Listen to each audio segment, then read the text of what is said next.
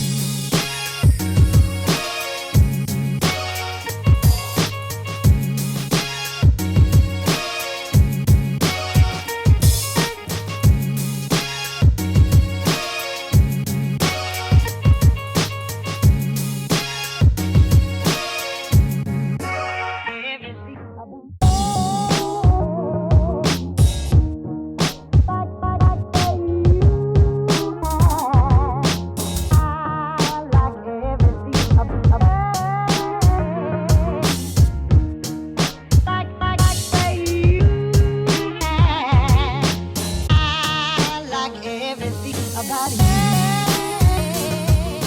Alright, hey everybody, and welcome to Zenfolio Live. I'm Robert with Zenfolio Customer Success, and I want to say thanks for joining us today on the live stream. We're going to be talking about customizing your site header and improving your website navigation. Now, with me, as always, taking care of you guys in chat, I've got Richard hanging out, so make sure that you show Richard some love there in chat. Say hi. Like I said, though, today we're going to be talking about customizing your site header and improving your website navigation. So we're going to go over why you should use your site header, talk about the header logo a little bit, go into header layouts, the options that you have, how you can customize it. Then we're going to go into navigation some as well. This is also, I didn't realize it until earlier, but this is also the 150th episode of Zenfolio Live. So that's pretty cool. And it also happens to be International Cat Day. So if you're a cat person or if you just happen to like cats, say cats or something in the chat. But happy International Cat Day. Let's see, a couple of you guys already chatting with us. We got Nathan Waters hanging out with us, Craigslist, Kathleen hanging out with us as well. So thank everybody for hanging out with us. If this is your first time on Zenfolio Live, or if you're returning, just make sure you say hi. Let us know where you're at in the chat, and we would love to chat with you.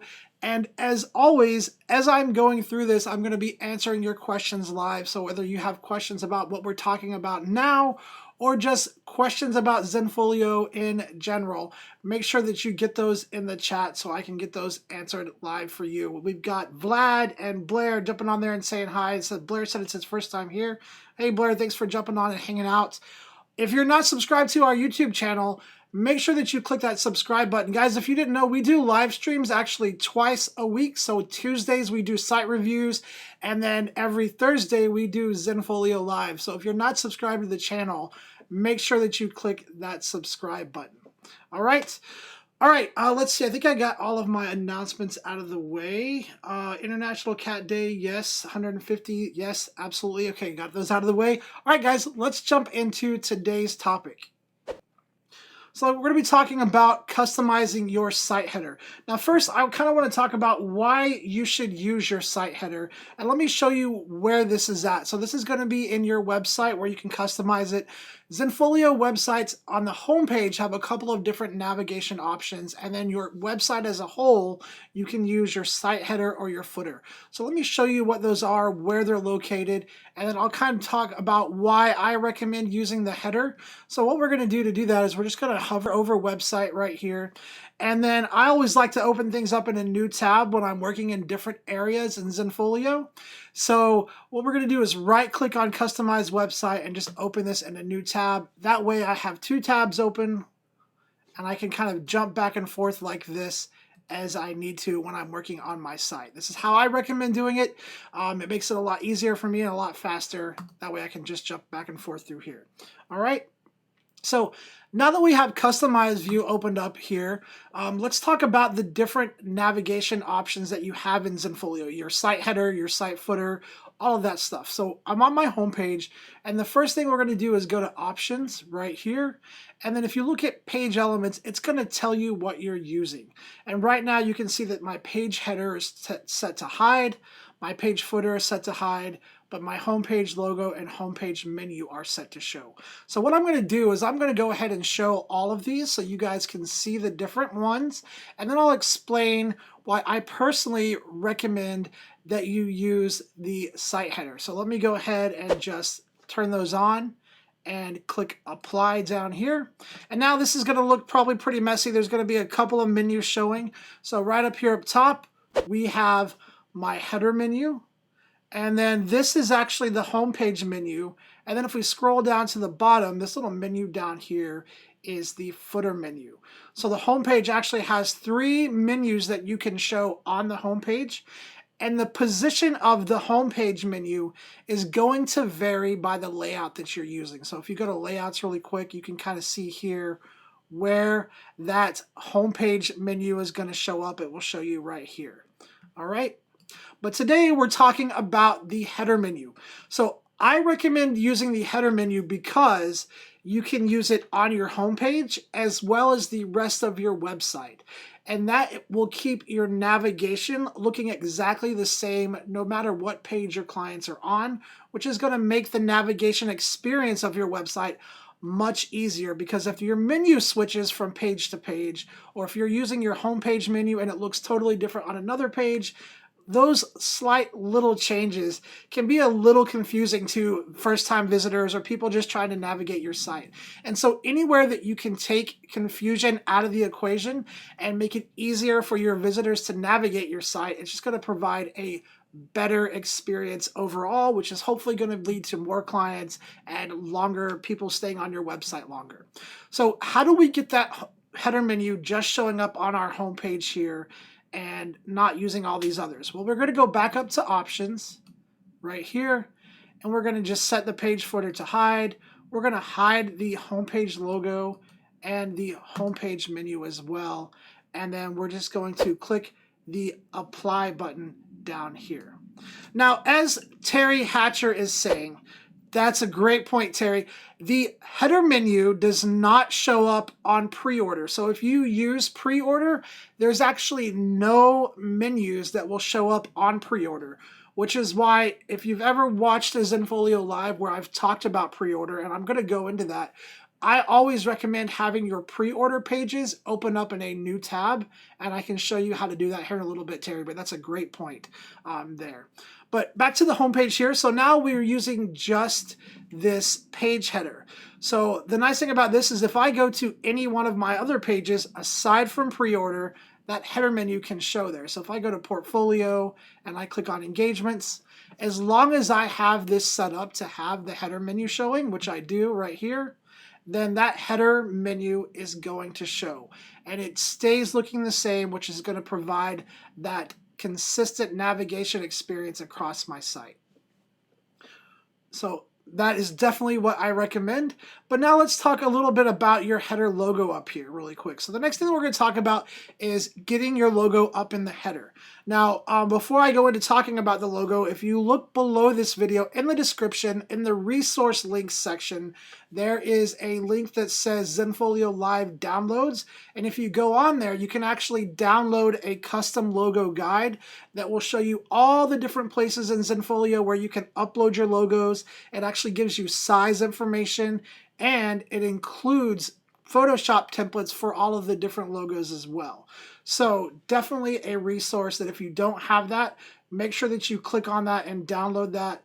It's below the video, and it says like resource links and Zenfolio Live Downloads. So go grab that if you don't have that yet. It's a great resource. But let's talk about your logo here. So whenever you're thinking about your logo, probably the best thing to do if you don't have a logo yet, if you haven't designed one, the best thing to do is to decide how big you want your header right here. So if I go up here to Actually, if I go down here to site header, I can actually take my logo and hide it. All right, and so now it's just going to be using the display name. So let's just pretend like I don't have a logo set up yet, and I'm just using this right out the gate. I haven't designed my logo. Well, what you want to figure out is you want to figure out how big do you want your header to be. So how much up here do you want this header to take over? Because the header doesn't float over your images on the home page. It actually pushes them down, and it does the same thing on the rest of your website. And so when you're trying to determine like how big do you want to make your logo, the first thing you want to probably figure out is, well, how big do you want your header? And so if we go back to site header, which is over here in the left right here, you can actually go to layout and you can set your header height right here. So like right now I have my header height set to be 80, but then it's also showing this little bar down here, the menu bar. So that's adding some extra height. I can just go back to this and leave it set to 80, and then my header is going to look like this. All right, and you can see right here, this is not the best experience because these links are starting to interfere with this, which is what we don't want. But this just gives you a good idea of what an 80 pixel header looks like. And so we can decide, I like this. Maybe I feel like this is a little too big and I want to make it smaller. I can just go back to site header and go to the header height and bring this down a little bit more. You can go all the way down to 30 if you want. If you like a really thin, like pencil looking header, you can do that. I'm going to go for 50 just to take a look and see what this looks like. All right, so that's what 50 looks like, and that's not too bad. Again, I'm still getting all this interference right here, which I don't want, so I'm going to switch my header back to using the other layout, which drops the menu items below this. And this is actually the header layout that I typically recommend using, because if you start to add a lot of site menu items, this actually gives you more space.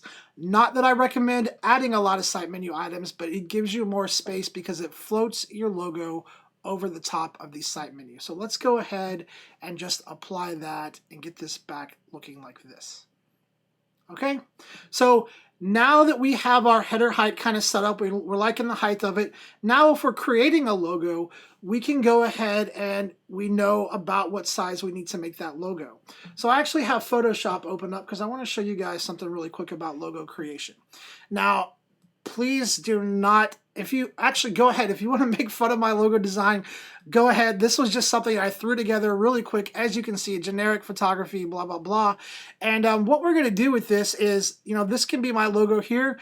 And what I want to do is basically just get this kind of sized up for where I want it to be. So if I go up to image and I go to image size, we're going to see right now that this height for this is set to be 100.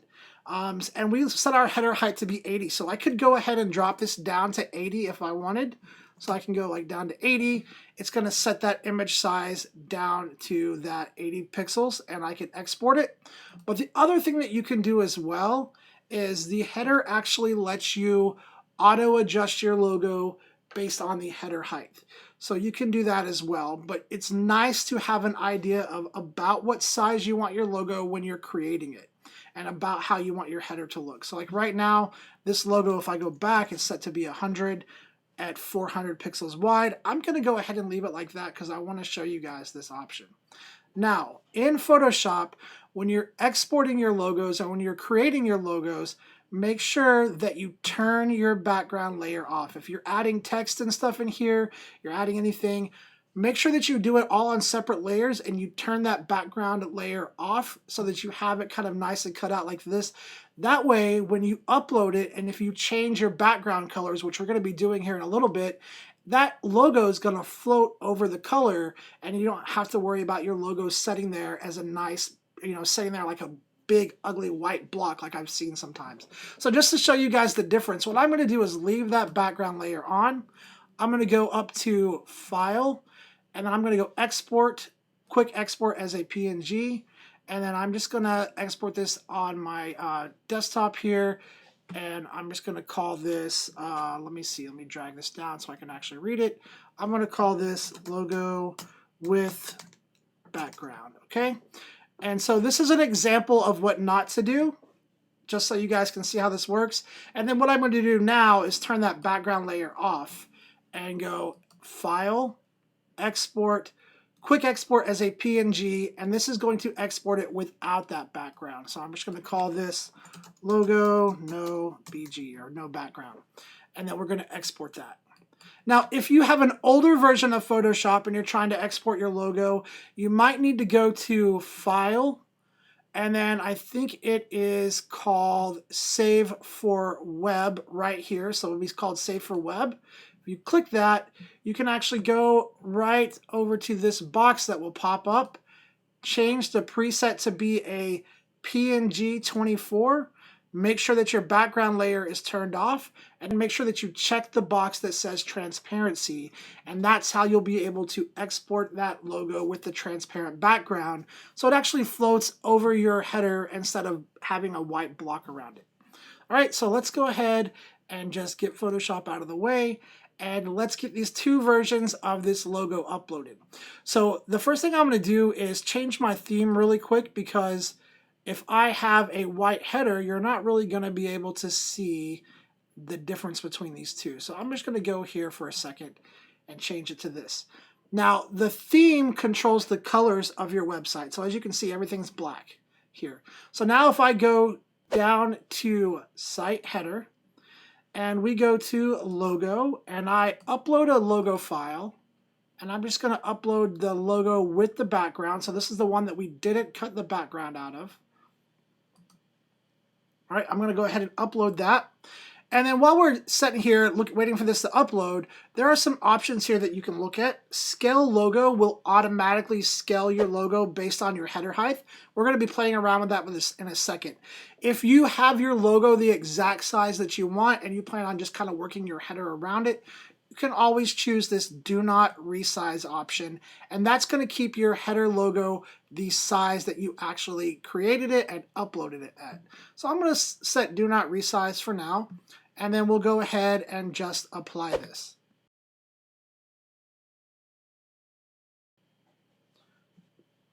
Okay, so just like I said earlier, this is the logo that has that background layer. So if you upload your logo and you see this big square white box, that means that either you didn't export it as a transparent PNG file and you're uploading a JPEG file, or during your export you forgot to turn the background layer off, or maybe you made it all together in one layer. And so now you can see here we have that white border around this right here, which is not what I was looking for. So what we're going to do next is we're going to upload that other logo where I actually turned the background layer off and exported it as a transparent PNG file. So we're going to go back to Site Header down here. And then what we're going to do is go to the Logo tab one more time. We're going to go choose File. And then this time we're going to grab the logo with no background, and that's that PNG file where I actually removed the background. And you'll actually be able to notice in here, once this upload is finished, you'll actually be able to notice that this one doesn't have a background layer, because you'll be able to see through it. So like right here earlier, we could see the white. Now we're just kind of seeing that. So then what we're going to do is hit that apply button, and now this is going to look totally different. So now if I were to change my background color, you can see through it here. Now again, feel free to criticize my logo design. This was just something that I did really quickly to throw up here to give you guys an example. Hopefully, I'm sure that you guys can come up with some much more fantastic logo designs than what I did here in a few minutes, but this is just an example. So now that we have the logo up here, let's talk about adjusting that header height. So we're going to go back to Site Header again. And if we go back to the Logo tab, we have this set to do not resize, keep as uploaded. So that means that our header is going to adjust to the height of our logo, and it's going to basically fit it in there. So if your logo is really big, you're going to end up with a really large header, which might not be what you're looking for. And so what you can do is, instead of keeping it at the size that you uploaded it, you can go over here and set the logo to scale, and then you can control the size of that logo by the height of your header. So if I set it to scale, we can go to the Layout tab, and we can go to Header Height, and we can scale this up and down. So if I go down to 30 now, and if I hit that little apply button, which is right down here at the bottom, Now that logo size is going to go really, really small because it's scaling to fit within my header height.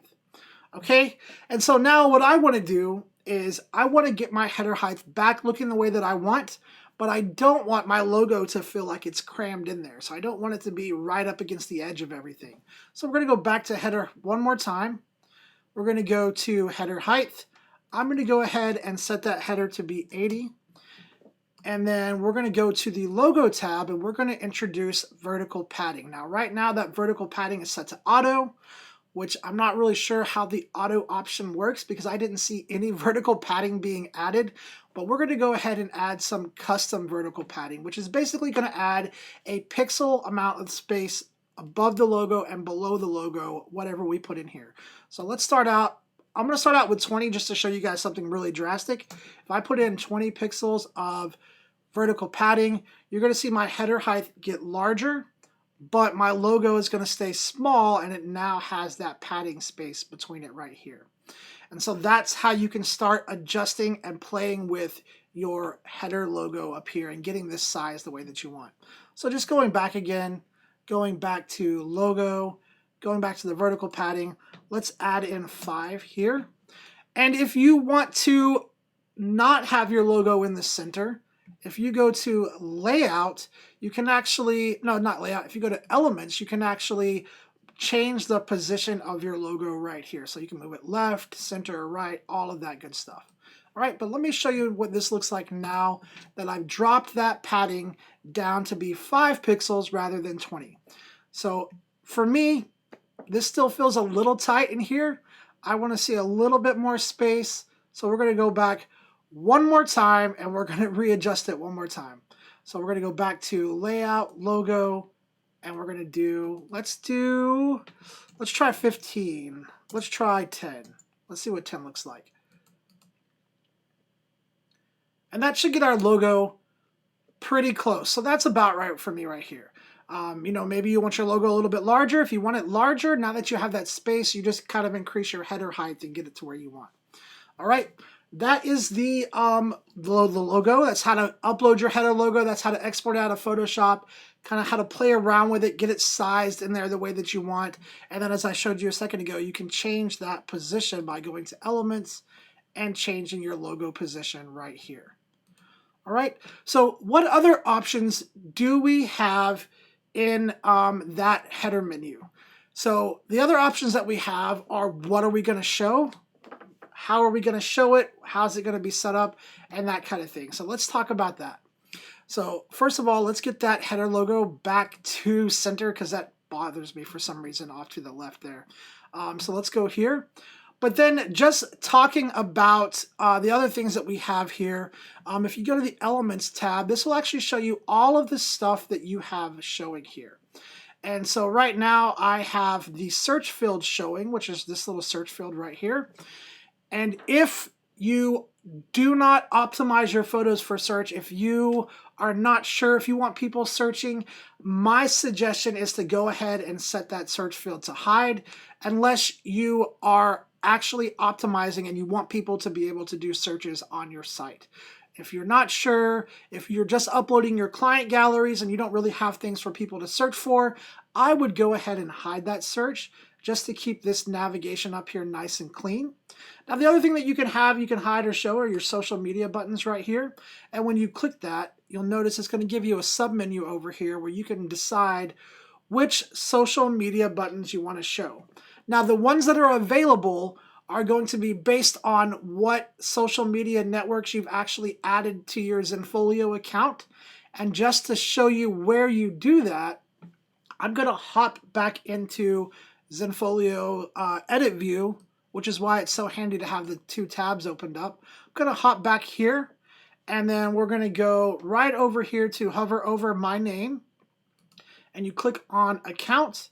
And then what you can do is you can come right over here to social media and networks, and whatever social media networks you've added here, those are the buttons that will be available on your site header to show. Okay, so whatever you have here on that social media tab, that's what's available to show right here. So I'm going to show those so you guys can see what those look like.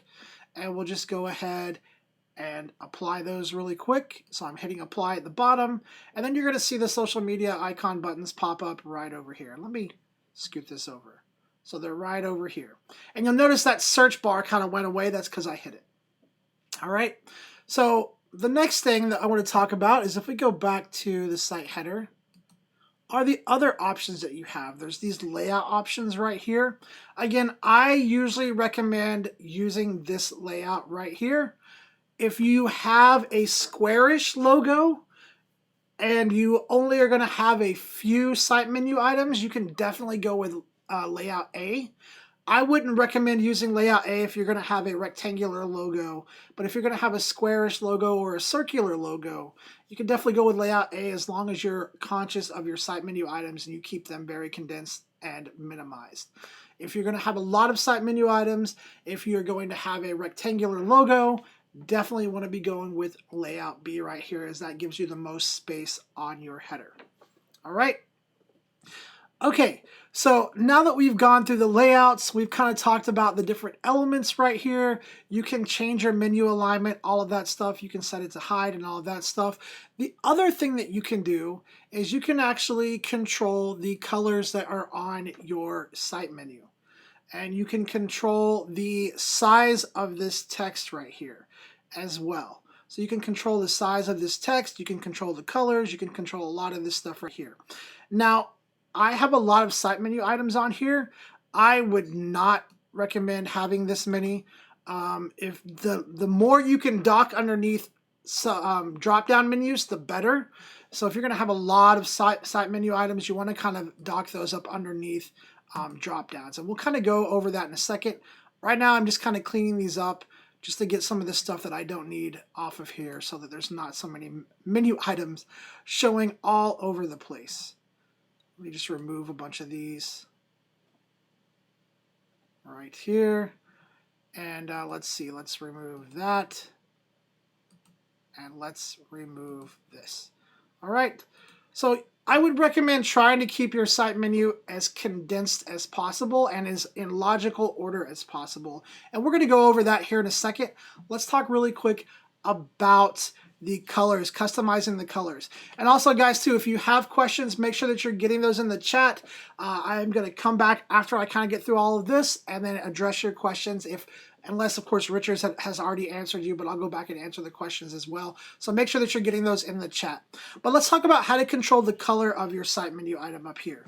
Now, in order to do that, what you need to do is you need to access Theme Designer. This is what controls the fonts and colors of your website. So what we're going to do is just like we did with Customize View, where I opened up a new tab, we're going to right-click on Themes and click Open that link in a new tab. Now, when you do that, what it's going to do is it's going to open the exact same page that you're on in a new tab.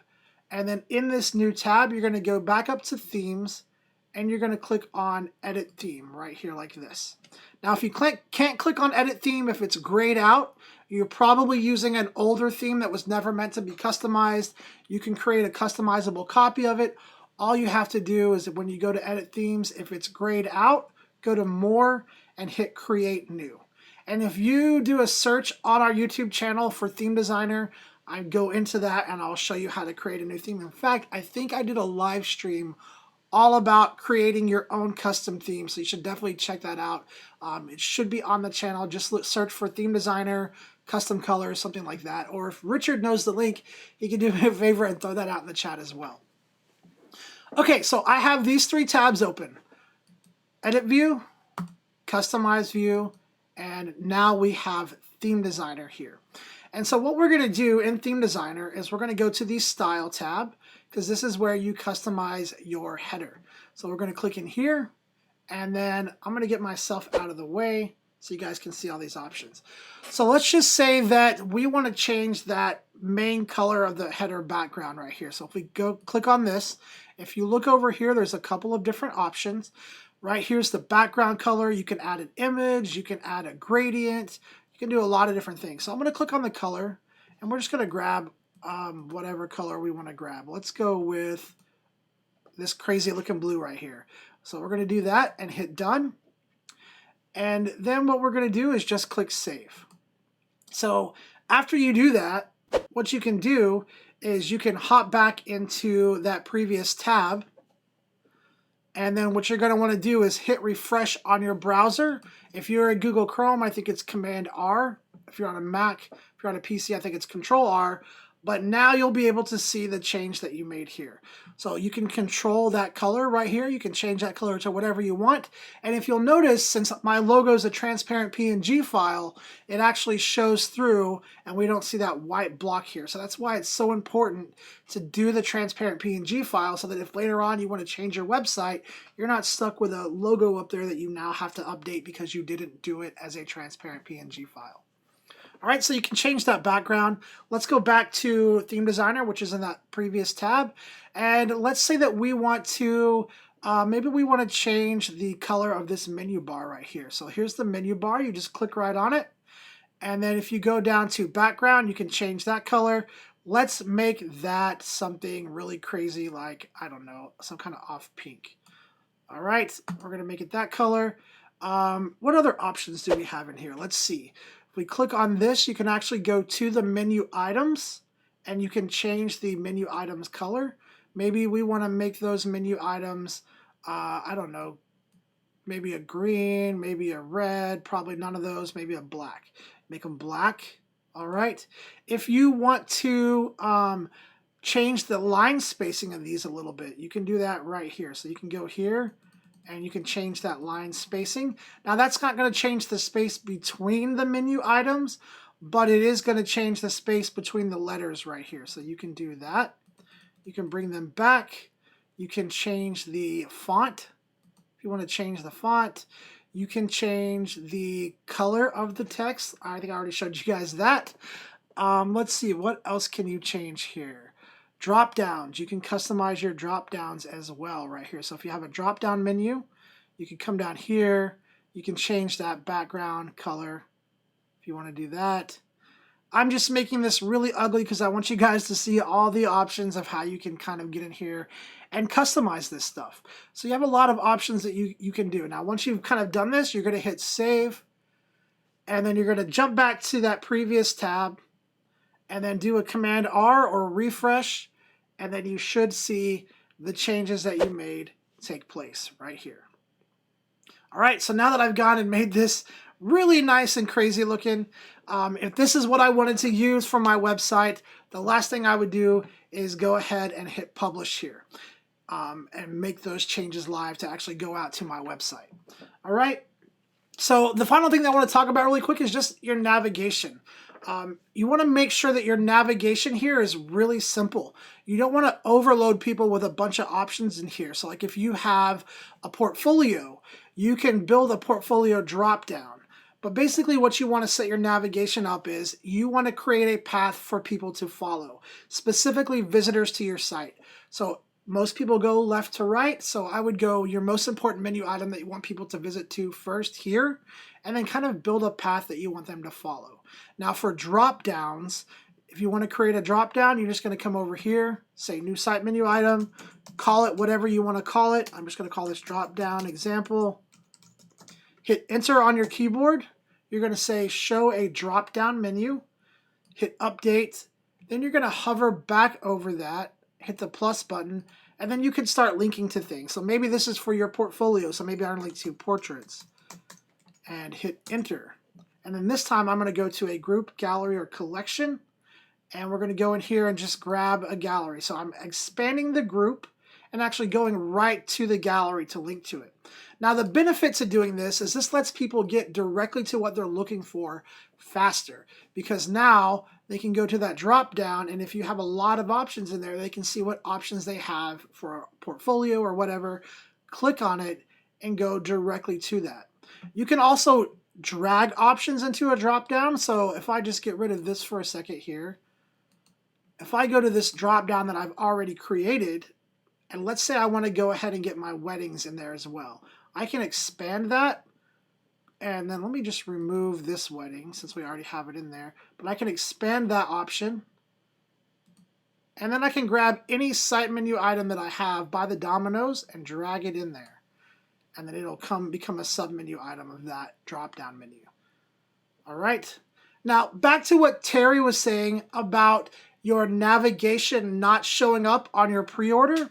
That is 100% correct. So that's why whenever I link to a pre-order, which I have here, whenever I link to a pre-order, first of all, to link to it, you need to get your pre-order link, then use the external web page option and link to it here. But then set that pre-order up to open in a new tab so that when somebody clicks on that, they keep your Zenfolio navigation on one window and this opens into a new tab or a new window so they don't lose that navigation. So that's the option that I recommend right here. And so just to show you how that works, if I go up here and I hit pre-order, it opens up in a new tab right here. And I can just click back and go back into my Zenfolio site. But that's a great observation, Terry. I'm glad that you brought that up so I can make sure to show how to set that up so that people keep your Zenfolio site so they don't lose that navigation. All right, guys, let me get back to my editor really quick. And just to let you know, too, if you are in this screen and you want to get back to edit view or whatever, if you didn't open it up in a new tab, you can go back to editor this way. I opened it up in a new tab, so I'm simply going to go back to that previous tab and go back to photos right here. And that's going to take me back to here. And I'm going to grab some questions and say hi to you guys in chat. So let's see. Some of you guys that joined us and I didn't get to say hi to, let me go back up really quick. Let's see. We've got a Garrett. I hope that I said that right. Thanks for jumping on here and hanging out with us. Sorry if I got your name wrong. Carl Jones. We have Terry Hatcher. Roxanne's hanging out with us. Ian. Craigslist. Let's see who else we have here. Kathleen Riley. I want to make sure I said hi to everybody. I think I said hi to everybody. If I missed you, make sure that you say hi in the chat. Just let me know that I missed you and make fun of me if you feel like doing that. I apologize. All right, let me grab a couple of questions really quick. Really quick, too, if you're watching the recorded version of this, we would love to have you come join us on a live stream, but I know not everybody can just stop what they're doing on Thursday and jump on YouTube, which is why those of you guys who are here hanging out with me live now, I really appreciate it. But I also appreciate all of you guys who come back and watch the recorded version as well. If you have a question that you'd like for me to answer the following week, there is a link below the video that says questions for Zenfolio Live. Make sure that you click that link and you put a question in there so I can answer it the following week. Let me grab some chat questions and then I'll see if there's any email questions. All right, let's see. Blair said, can you adjust the height, the size of the menu items? So Blair, you can adjust the height of the menu items. You can adjust the size of the menu items as far as the text. So I think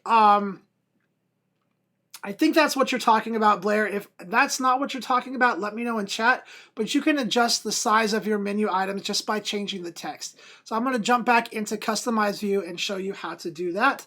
So what I'm going to do again is just hover over Website, go to Customize Website, get that opened up in a new tab, and then we're going to jump into that new tab, and we're going to get Theme Designer open because we need to open up Theme Designer. So I'm going to go Themes, open in a new tab. We're going to jump into that tab and we're going to bring Theme Designer up by going to Themes, Edit Theme, and that's going to bring Theme Designer open here. So hopefully this answers your question, Blair, of how to raise the raise the size of your menu items. Maybe the height, I think, is what you're talking about. But basically, whatever menu that you're using, if you just go to your menu items here, you can click right on those. And then over on the left, it'll say menu items, and you can come in here and you can increase the size. So I'm going to go right over here. Let me get myself out of the way. And I think 24 is the biggest we can make. Now, you do have to be careful because if you make them too big, there is only a certain amount of room, but you can change them right here to be whatever you want and making sure that those sizes are there. And then again, you can change the letter spacing up too, so you can get them closer together. Make them really hard to read. I wouldn't recommend doing that. You can kind of spread them out, set them however you want. And so you can do that as well here. You can change the weight, all of that stuff right in here. And then as long as you save it, I'm going to make these back to being about 14. And as long as you hit save, jump back to the previous tab here, you can do a refresh and your site menu items will change right there. All right, except I don't think I saved it. Oh, I didn't even make them smaller. Let me go back and make them smaller. You go here to that. Let's go here and let's make them wrong thing right here. 10. And let's save and let's go back and let's refresh. Now we should see smaller site menu items. There we go. Okay. All right, there we go. So that's how you do that. Oh, looks like I went over earlier. So, all right, awesome. Glad you caught that. Great question, though. Lots of people ask that question. It's a really good question. All right, let's see.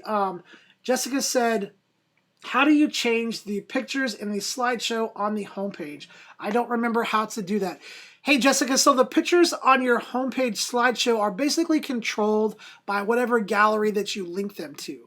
And so what I usually recommend is having a homepage gallery set up.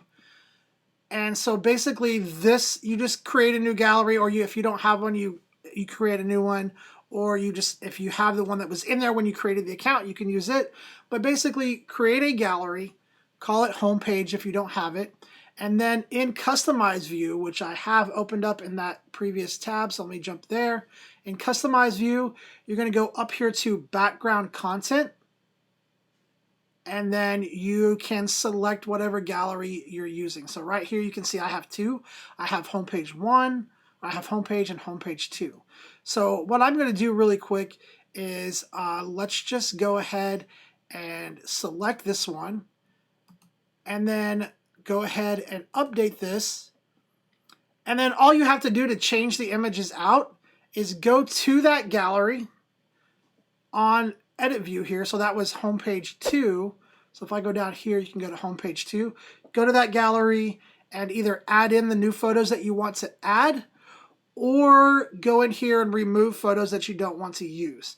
For the homepage gallery, if you're showing that full screen slideshow, I definitely recommend that you use landscape orientated photos. So just for an example here, you can see that I've got several duplicate photos in here, and that's definitely showing if we go here. So you can definitely see that I have duplicate photos showing. So just to show you, if I go here, duplicate, duplicate, that photo is showing 3 times. So if I go back to that homepage gallery, I can click on that photo. I can hold Command or Control. I can click on that one. I can click on this one as well, and then go up to Actions and hit Delete, and that will remove those photos from that gallery. It will delete those photos out of that gallery. So I got rid of all of the duplicates. Now if I jump back here and I refresh this, now when I scroll through, there are not going to be any more duplicate photos right here. So that is how you control the photos on your homepage. Great question though, Jessica. Thanks for that. All right, let's see. Hopefully, I think I got all of your questions in chat. If I missed any, let me know, and I will try to get them answered. We got about 18 minutes left. Let me grab some email questions really quick. All right, let's see. So one email question is from Shane. This was regarding last week's live stream, actually. So Shane said, if I set up a low resolution download per last week's live stream instructions, let me get this to where I can actually read it. Sorry, one second. I can't read my thing. Okay, now I can read it. So Shane said, if I set up a low resolution download as per last week's live stream, what are the final image dimensions and the download DPI, PPI that the client receives?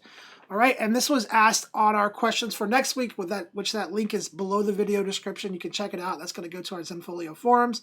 And actually, Alex answered this, one of our amazing support reps. Alex is a super cool guy. If you've ever got a chance to talk to Alex, he's awesome. But he answered this, and I'm just going to give you what Alex's answer was. So the low resolution download, if we're talking about digital products where you go into selling and you click on digital products and you create a low resolution product. So if you go into there and you set that image dimensions to be the low resolution 1 megapixel, the final resolution and size of that image that's put out actually varies depending on the aspect ratio of the image that you upload. Since images can be uploaded in whatever aspect ratio you upload them in. There's not really a way to give you a definitive answer on that. But what I can tell you is that if your images that you upload, which if you're uploading out of camera or if you're cropping and maintaining your normal aspect ratio, most of them are going to be 3:2 aspect ratio. And so if that's the case, the final image size for that 1 megapixel is going to be around 1232 pixels by 824 pixels. The DPI for that is going to be, I think it was 72, but I'm not 100% sure. I think it is 72. Let's see, the specific blah, blah, blah. Yeah, I think it's 72. I'll have to double check on that. So if your image is 4:3 aspect ratio, it's going to be 1160 by 872 pixels. So again, the actual delivered image size, the actual delivery size of that image depends on the aspect ratio of the photo that you actually upload and how it's downsized to that. So something to keep in mind when you're uploading or offering those low resolution downloads. Great question though, Shane. Hopefully that information helped you on that. I am not going to save this because I didn't. No, I don't want to save this. Let's go back. There we go. Great question though. Thanks for asking that one. Let me see. Let me grab another question. Also, some of you guys last week, Jonathan and somebody else, asked a question about mobile downloading. You guys asked about clients having issues downloading on their mobile phones. If you go back to last week's live stream and you look in the comments section, I actually uploaded a video walkthrough of that. So it'll go through that whole process, show you how it all works and how it looks to a client, how they can do it on their phone. I actually pulled it up on my phone and did it. So go to the live stream archive and just look for the selling low resolution files video. And then if you go to the comments section of that, there's a video link. You can click on there and check it out. It will show you all about clients buying and downloading on their phone. So definitely go check that out. All right.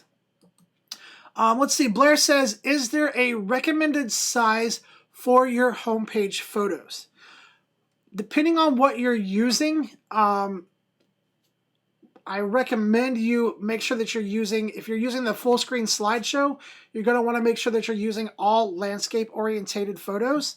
If you're using a photo strip, you can use a mix between portrait orientated and landscape orientated.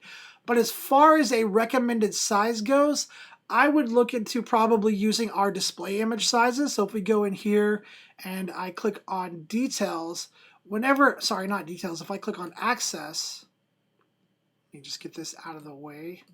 If I click on access, whenever you upload photos to Zenfolio, Blair, we actually take the original images and we store them unaltered and we generate preview images to be used on your site.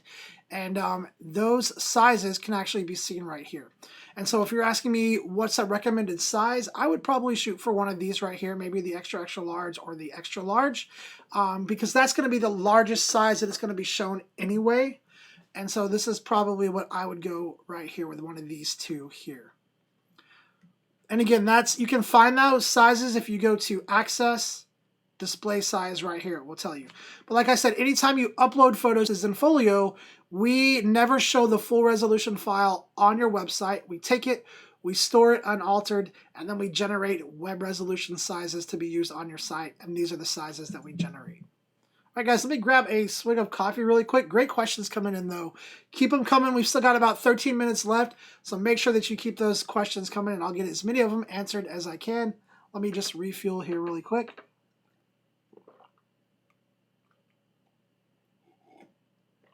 I stole this coffee cup from my wife. I'm lying. It's actually one of mine.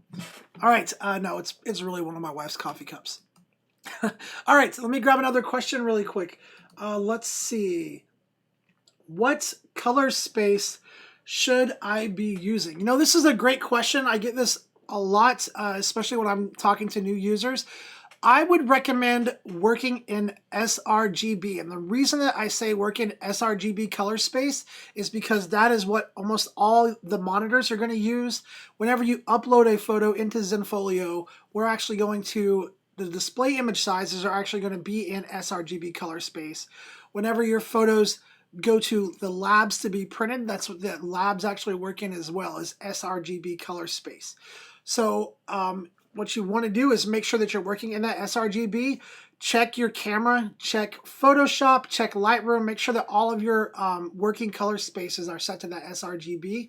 Because what happens is if you're not working in that space, let's say you're working in ProPhoto or maybe Adobe 1998, and you upload it into Zenfolio, your images that are online are actually going to look different because of the different color space than the actual file.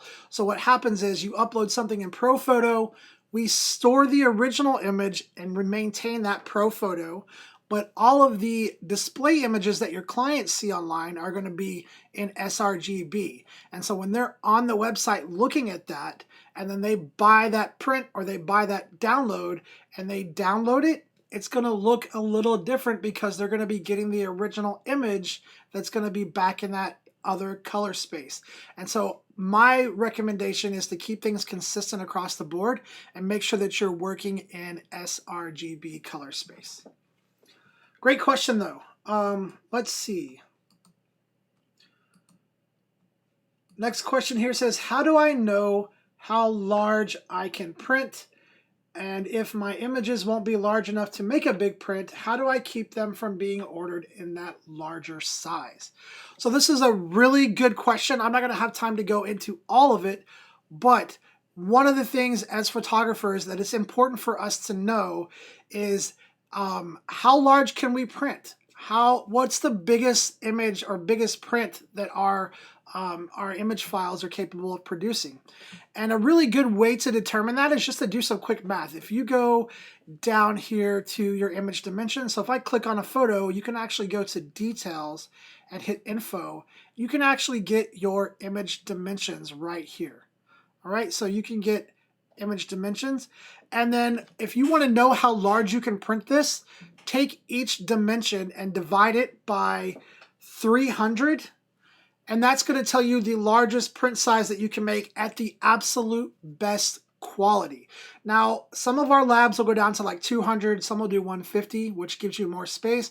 But if you want to know like what's the best quality, top quality print size that your image file is capable of producing, divide each number by 300, and that will tell you right here. Actually, I'm sorry, divide it by 200. 300 is like way overboard. Divide it by 200 and that will tell you. And then you can get away with 150 sometimes, but that's going to give you an idea. Now our labs, different labs use different DPI. So what you can do is go to selling and then go to products from our integrated labs. So I'm just going to click right on the word selling, products from integrated vendors. And then if you go to any one of these vendors, they'll actually have a resolution section.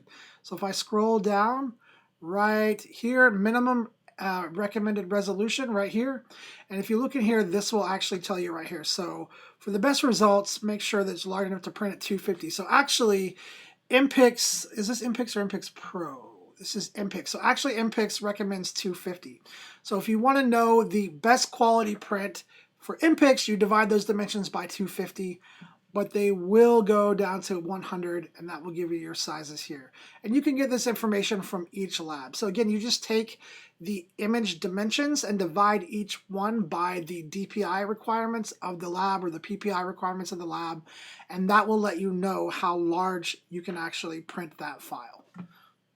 There's actually a really good video on our channel. It's called Knowing Your Maximum Print Size. If you can check that out, just do a search on our channel. Pull that up. It's a great video. It's something that's really good to know is how big you can print. That way you don't offer products that your image files are not capable of producing. And as far as how do you keep people from buying those?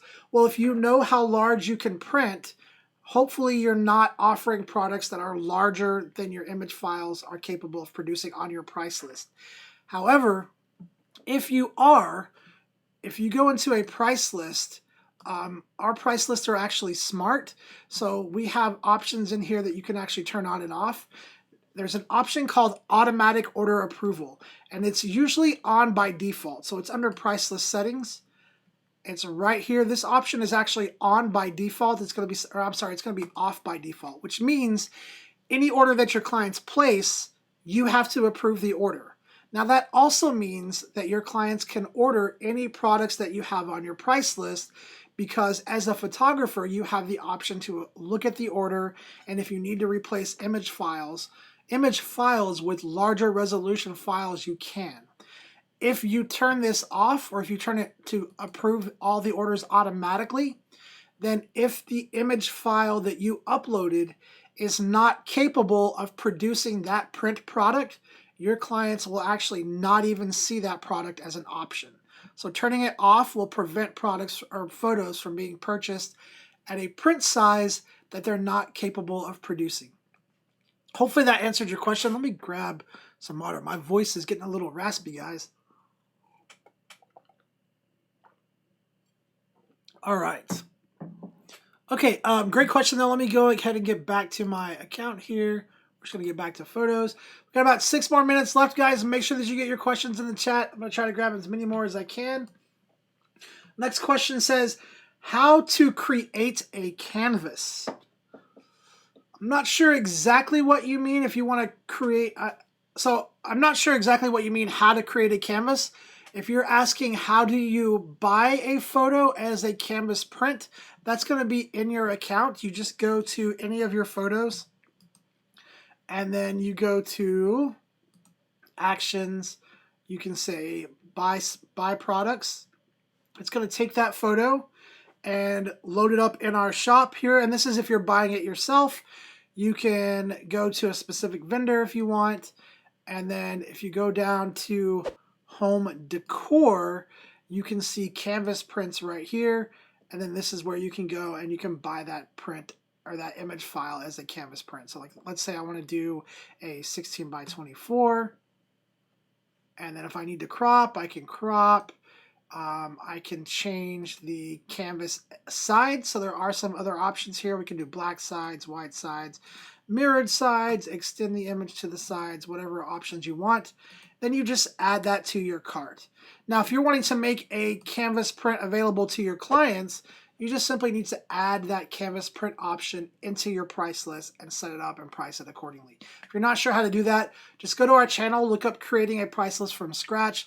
Lots of good videos that will walk you through the process of creating your own price list. Definitely recommend watching it, especially if you're just getting started on Zenfolio. Make sure that you check out all of the videos on our channel. You don't have to check them all out, but make sure that you check some of the videos out. Do a quick search on there. There's lots of helpful information that will help you make sure that you get your account set up successfully and hopefully a lot easier than trying to do it all on your own and not being really sure how everything works. Also, too, guys, you have access to our chat team right here. So if you see that little orange icon, that means you have access to our chat support team. And guys, they are a wonderful, wonderful group of people. I can't say enough good things about our support team. One of the things you should know is that they're almost all of them are photographers, and they are all located in North Carolina except for 2. We have 2 chat team members who are actually in Maine, and they are awesome as well. And they've been getting mad at me because I keep forgetting to mention that we have 2 in Maine. So we have 2 support agents in Maine as well. But if you haven't checked out our chat support, make sure that you hit them up, ask them a question. They are there ready to help you guys. They love helping you guys. Or if nothing else, just click that icon, say hi, and tell them how much you appreciate them. Give them the chat award. Let them know Happy International Cat Day. Just say something, but they are super excited to help you guys out, and they're a really wonderful group of people, and I can't say enough good things about them. They're just phenomenal at what they do. All right, 3 more minutes left. Let me see if I can get one more question in here. Let's see. Let's see here. This is a good one. I had some coupons in my account that have expired. Where did they go? I need to reactivate them for a client. All right, so if you're using the coupons feature, which I definitely recommend that you do, it's a really powerful feature, you can set coupons to expire. And if you do that, you're probably not going to see them in your account. So let me kind of show you what I'm talking about. So if we go to selling and we go to coupons and campaigns, and if I just go into any one of these coupons, let's say, let's go to this one right here.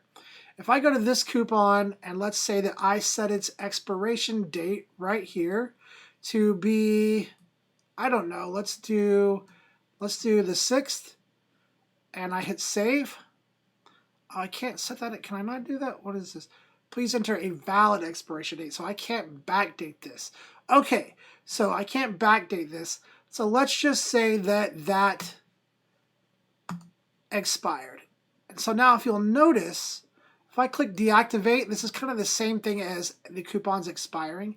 I have a lot in here actually, so I'm going to deactivate a whole bunch.